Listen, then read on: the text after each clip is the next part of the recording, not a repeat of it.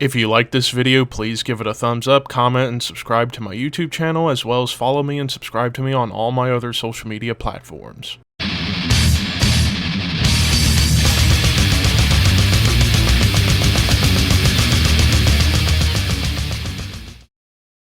What's up, Thrashers, and welcome back once again to the Thrash Maniac 99 YouTube channel, and I am back with another album review for you guys.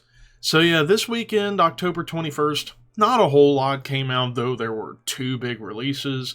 I covered the Exhumed album yesterday, so I figured it was only appropriate to talk about the other big album that came out this weekend, and that is the latest from Avantasia with A Paranormal Evening with the Moonflower Society.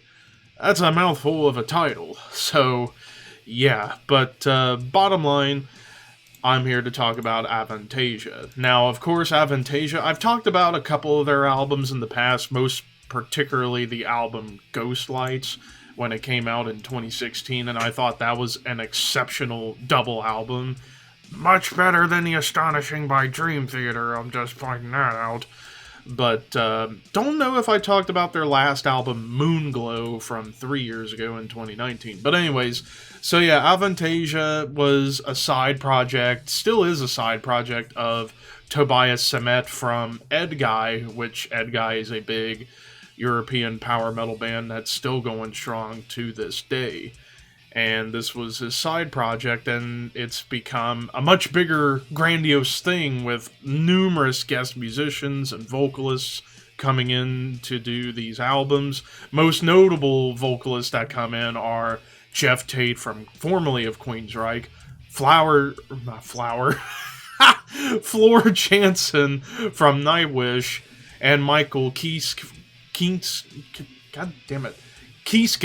there we go, Michael Kiske from Helloween, which are the godfathers of power metal. And yeah, this was a project back in 2000 Tobias formed. It's symphonic power metal, not just straight up power metal. This is more symphonic power metal. Now, of course, I'm not the world's biggest power metal fan, but when done correctly, it can be absolutely breathtaking. And I feel Avantasia, and I know there's some weird controversy with Tobias. I'm still unsure as to what the hell was up with all that, but whatever. Tobias is a hell of a vocalist, that's all that matters. So how is A Paranormal Evening with the Moonflower Society? Well, pretty much all throughout this album you get a ton of epic hooks and choruses. I mean, then again, that's a staple when it comes to Avantasia. You get these huge hooks and epic choruses pretty much on every single track that you hear from this band. Of course, when we start off with Welcome to the Shadows, which is a very unique song, it's like the chorus is very, like, uplifting and cheerful, while most of the song kind of is a little bit on the doom metal side. Like, it's slow, it's deliberate, it's dramatic, but there's some cool, like, guitar and keyboard lead trade-offs going on.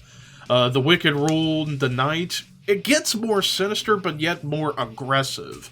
And I appreciate when power metal bands start to throw down some more aggression, as opposed to just being all about the melodramatic, epic qualities that you would associate with, especially the European scene of power metal. But here, you get some epic, aggressive riffs. There's even a thrash energy going on here, which I really, really appreciated. Kill the Pain Away, which was the first of the 2 tracks with Floor Jansen. This song has a lot of Judas Priest going on in terms of the riffs, but it has that epic and dramatic feeling, atmosphere in the background. The Inmost Light, it gets down and into that classic European power metal style with a nice and sweet D-beat gallop, but there's some really cool melodic guitar progressions here and there throughout the track. And this was the one track with Michael Kiske from Helloween, and does a hell of a job, no pun intended, with his vocal performance. Then again, Michael's one of the greatest metal vocalists of all time, so what else can you want? Misplaced Among the Angels. This is one of the most beautiful songs I've heard all year. It's a ballad, but it's got so much emotional weight and it has a solid groove behind it. And Floor Jansen complements what Tobias does very well vocally. So yeah, this is definitely one of the most beautiful songs I have heard all year. I Tamed the Storm brings us back to like that nice gallop and those more aggressive speed metal inspired riffs.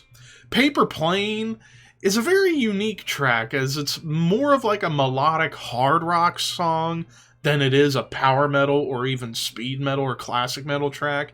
Yeah, like I said, this feels more melodic hard rock, but with carrying like a nice story all throughout. And then the following two tracks kind of mirror each other, The Moonflower Society and then Rhyme and Reason. Pretty much they're similar in terms of the songwriting ideas. It's all about mixing the classic metal and the power metal influences together, and both songs do it very well.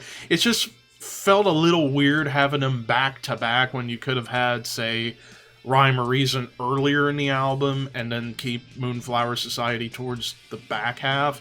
It was just a weird like flow where you had two songs that were very similar in style. But then we get to Scars, which mixes somber, melodic, and dramatic atmosphere with some hard-edged riffs.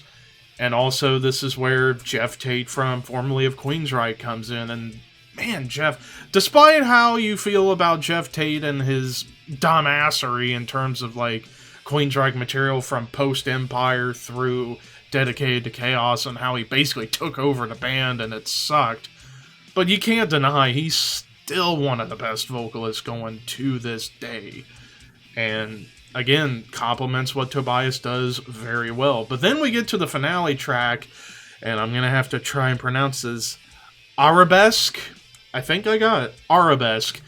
Which, throughout the song, you get these cool bagpipes, which I really like hearing bagpipes. I think, depending on the band, they can really make bagpipes sound amazing. But yeah, this is like the ultimate grand finale track of the album because it pretty much, and it's 10 minutes long, it's the longest track of the album, so it's going to have a little bit of like a progressive edge to it, but it mixes everything that this album offers so wonderfully. Somber melodies, aggressive riffs, epic progressions, ravishing orchestration, huge hooks, sweet beats, and massive vocals. So yeah, it was the perfect way to end off this album. Overall, throughout this whole album, the guitar leads are exceptional. It's like basically everything you could want from lead guitars. Shred, feel, melody, technicality. It just brings you everything you want in guitar leads. They're, like I said, epic hooks and choruses aplenty. The symphonic and operatic elements were done very well. It didn't completely overpower the metal. Like, the metal and the symphonic operatic stuff were complemented beautifully together. The vocal performances from everybody was outstanding. The production was grand, but very well balanced. Nothing weighed in on top of each other too much. Do wish the bass could have been upped in the mix just a little bit, but that's the problem when, like I keep talking about with bass, when you're following along with the guitars, it's kind of hard to really pick out the bass parts that stand out. Now, yeah, because it's power metal, symphonic power metal, it might come off as cheesy, but who gives a crap? This is some fantastic, brilliant stuff. Then again, everything I've heard from Avantasia, I've enjoyed because they're so catchy. Like, they got catchy songs, great riffs, awesome vocals, big hooks.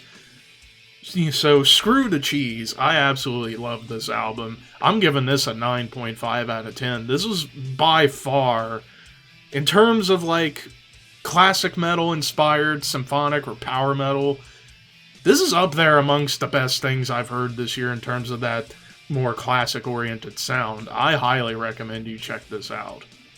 But of course, that's just my opinion. What did you guys think of A Paranormal Evening with the Moonflower Society by Avantasia? Let me know in the comments below, and until next time, horns high. See you guys later.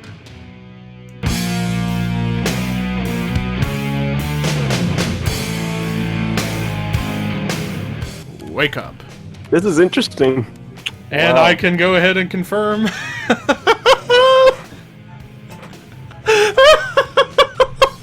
I was the revealer. I I was- flip Levi's card. There's my revealer card. I was hoping this would happen. Okay. The heck happened? Alright. What in the Oh, world? God. I've been misappropriated. Okay, I was the robber, and I took Seth's revealer. What the heck? So Seth and I are safe. Bad news for everyone else. And I'm a prince I again, literally so... was squinting because I'm like, that looks like a revealer card. But wait, I'm the revealer.